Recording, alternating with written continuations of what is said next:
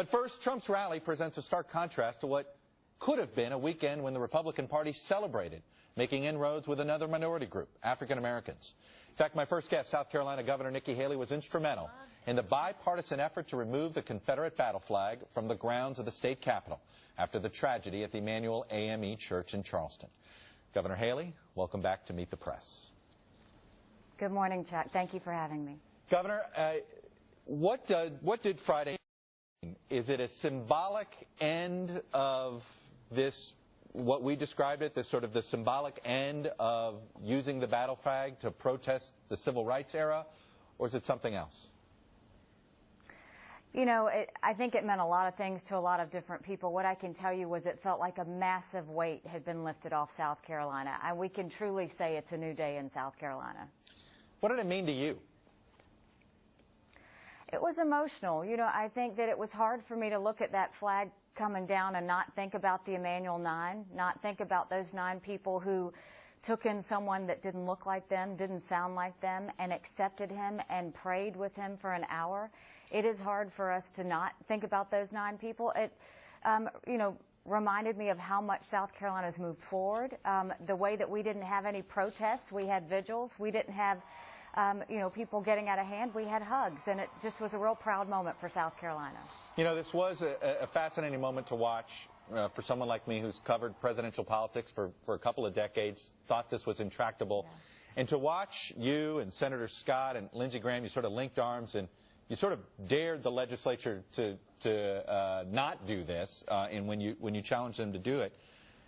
What do you take away from this in pushing an agenda going forward that is perhaps dealing with educational standards that are different for whites and blacks in South Carolina? We actually started doing this a couple of years ago because I so wanted to make sure we were lifting up everyone. So we changed the way we funded education. We now give more money for areas of poverty. We now have reading coaches. We now have technology for those areas that school districts can't afford it. You know, we were the first state in the country to have a body camera bill. We've already been moving in this direction. So this was like a nice move forward to say, you know, we're not that state that everybody thinks we are. We actually are a state where we love our God, we love our country, we love our state, but we love each other. You know, one of the issues of Clemente Pinckney was the voting rights laws, and that's been a big controversy with a lot of African Americans, particularly, and with a lot of Republican governors. Do you see the issue differently now? Do you understand what some African Americans believe these voter ID laws end up being a way to single them out or disenfranchise them? You know, the flag coming down was a moment that I felt like needed to happen. That doesn't mean that I philosophically changed the way I think about other things. I've never seen the voter ID as a racial issue. For whites, for blacks, for Asians, for anyone. What I see is it's an issue where people prove who they are. And I think that's something very important to our democracy. It's important to America. And I think that having to show a picture ID when you get on a plane and having to show a picture ID when you buy Sudafed, you absolutely should have to show picture ID to vote. And what we've done in South Carolina is make sure that it's easy for people to vote, that we don't make it hard for anyone.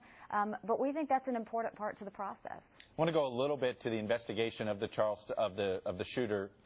We found out that the FBI background check essentially didn't work because the arrest records of Dylan Roof didn't get into the system in time. Had they gotten in, he might not have been able to purchase that gun.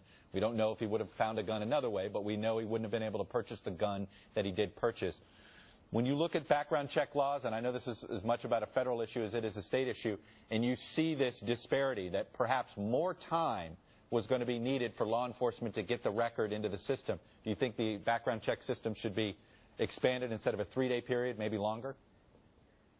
Well, first of all, when we got the call from the FBI telling us what had happened, I was literally sick to my stomach. You know, we expect when the feds say they're going to do something, we take them at their word that it's going to get done. And the fact that it didn't get done is terrible. And it's one more thing that these families are going to have to go through that they don't deserve to have to go through. So I think we need to look at the fact that it's not about time, it's about technology. You know, this is something when someone has a charge filed against them, it should go into a database and it should be shown immediately to anyone that's looking at it.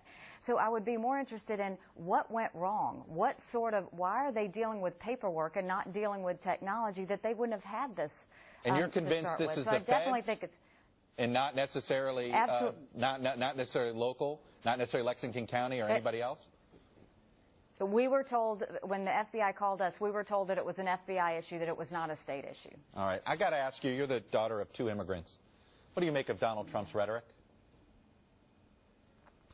I understand his frustration. The frustration that he has about illegal immigration, a lot of people have. The difference is we need to be very conscious of our tone. We need to be very conscious of how we communicate. There are a lot of legal immigrants that have made this country the place it is today. We need to make sure that we're always communicating in a way that's got respect and dignity. And that's what so much was about with South Carolina, was when you saw all of this happen, people respected each other. They may have disagreed, but they respected each other. That tone is important for the country. So it's okay to be frustrated. It's not okay to have a harsh tone in the way that you communicate that, because it hurts people, and it's just not necessary. You think Donald Trump is fit to be president? I think that's going to remain to be seen. I think we've got 16 candidates. I'm looking forward to debates. I'm looking forward to a lot of things. But I will tell you, tone and communication is one of the things that everybody's looking for. We want someone that brings people together. We want someone that understands that what unites us is a lot more than what divides us. And that's going to be something that I think the entire country is going to be looking at, is how communicates the tone, and are you bringing more people in as opposed to excluding people out? A lot of people are speculating that your national star is rising, that we may see your name on a national ticket either next year or down the road. What do you make of the extra political attention you've been getting? It's painful because 9 people died. 9 people died in Charleston. And what we've been dealing with is 9 funerals. And people like Cynthia Hurd, who said her life motto was to be kinder than necessary.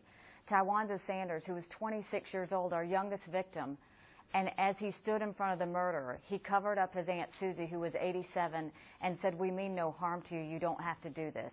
That's what I want people talking about. The Emanuel 9 that forever changed South Carolina and changed this country and showed what love and forgiveness looks like. That's what I want people talking about. What a wonderful way to end. Governor Haley, thanks for answering the question that way. I appreciate it, and thanks for